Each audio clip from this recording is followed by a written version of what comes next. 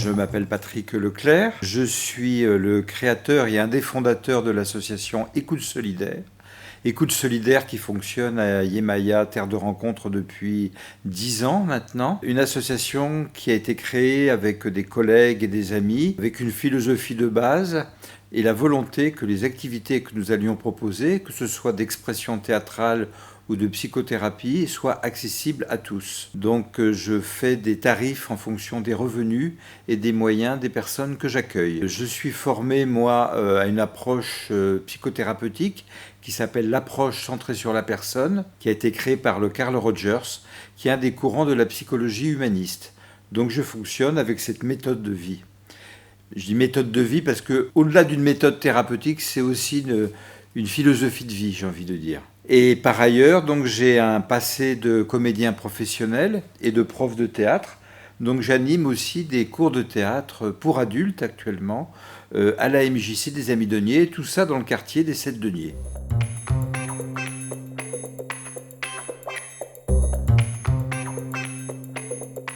Alors, pour ce qui est sur le versant de la psychothérapie, je travaille avec des enfants, des adolescents, des adultes, des couples et des familles. Donc ça va de la thérapie individuelle à la thérapie familiale. C'est intéressant pour moi de travailler avec différents publics et puis différentes sensibilités, et j'ajouterai aussi différentes cultures parce que je suis amené à écouter des gens qui viennent des différents continents. Donc j'ai été amené à écouter des gens qui venaient d'Amérique latine, de différents pays d'Europe, de pouvoir aussi ressentir leurs spécificités ou leurs différences. Et moi, ça me fait voyager dans l'univers des personnes et leur univers aussi géographique et culturel. Et puis il arrive que même avec des gens qui sont français comme moi, on soit amené aussi parfois dans le cadre de nos échanges et de nos entretiens à repréciser aussi qu'est-ce que vous voulez dire vous quand vous utilisez ce mot-là. Donc c'est un travail de précision où on essaye à chaque fois de vraiment tomber d'accord sur le sens d'un mot pour être sûr moi que je comprenne bien les personnes que j'écoute. Tout le schéma corporel de la personne, tout le ressenti, toute l'émotion qui provient de la personne, j'essaie de la capter au-delà des mots qui sont exprimés. Ressentir en termes d'énergie et d'énergie de vie, c'est aussi travailler sur le masque de la personne, l'apparence, la carapace qu'on peut se mettre pour se protéger, pour essayer progressivement et en douceur d'aller au profond de l'être, pour essayer de comprendre la personne et de la ressentir et de l'accompagner au profond de sa personne.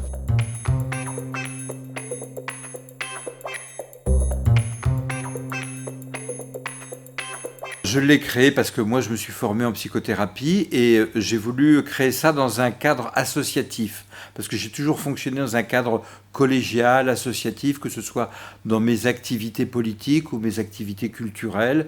Donc j'ai créé avec des gens avec qui j'avais vécu, travaillé, fonctionné depuis 20, 25, 30 ans. J'ai créé l'association Écoute Solidaire et j'y ai ajouté aussi des nouvelles personnes qui sont des gens qui sont plus récents dans mon existence, mais qui comptent beaucoup pour moi et qui me donnent aussi leur avis, qui me font part aussi de leur retour concernant mon travail, concernant la vie de l'association, parce que c'est une association qui ne fonctionne pas de manière pyramidale avec un président, un trésorier, un secrétaire, mais c'est une association collégiale où en fait chaque voix compte autant que l'autre.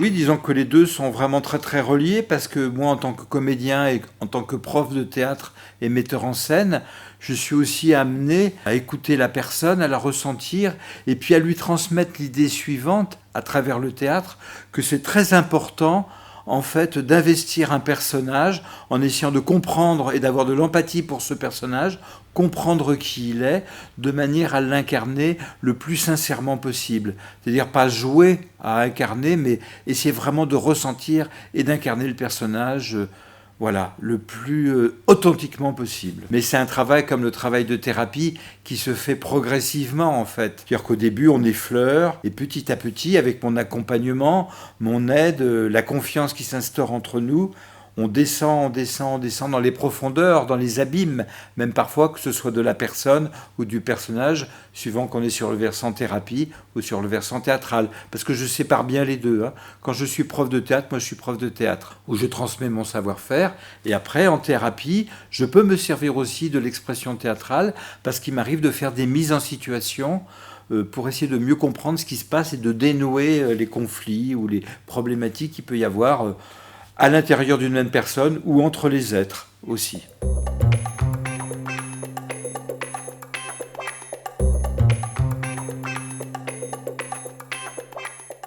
Oui, exactement. Aux rencontres culturelles, aux rencontres thérapeutiques. Et on travaille beaucoup aussi sur la vie de quartier, puisque moi je travaille à la fois mon bureau qui est à Yemaya, terre de rencontre, et mon métier de comédien et metteur en scène qui se déroule à la MJC fait qu'il y a des ponts aussi entre les différents lieux qu'on a créés aussi au fur et à mesure entre les différents lieux du quartier des Sept Deniers et qui se symbolisent notamment chaque année par des rencontres théâtrales ou dans les différents lieux à Job, à la MJC ou à Yemaya, il y a des spectacles qui se produisent, tant de théâtre que de musique d'ailleurs.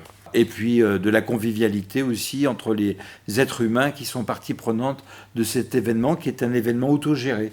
Et tout ça, en fait, ça rejoint depuis mes 20 ans, j'ai envie de dire, mes engagements politiques, où je me suis engagé sur la non-violence, sur des idées libertaires, sur l'idée de prendre chacun en compte de manière égalitaire, sur les rapports aussi égalité homme-femme, de prendre en compte aussi les enfants dans leur expression, dans leurs paroles, qui soient partie prenante aussi des décisions collectives.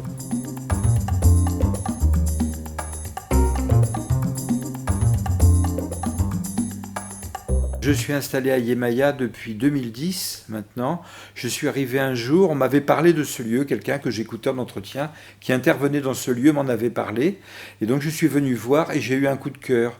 Et je peux dire que 10 ans après, je suis toujours en amour avec Yemaya et puis les gens qui ont créé aussi cette association et qui partagent ce lieu, parce que c'est un lieu de chaleur humaine, de convivialité et de bienveillance, comme une famille, mais une famille ouverte sur l'extérieur.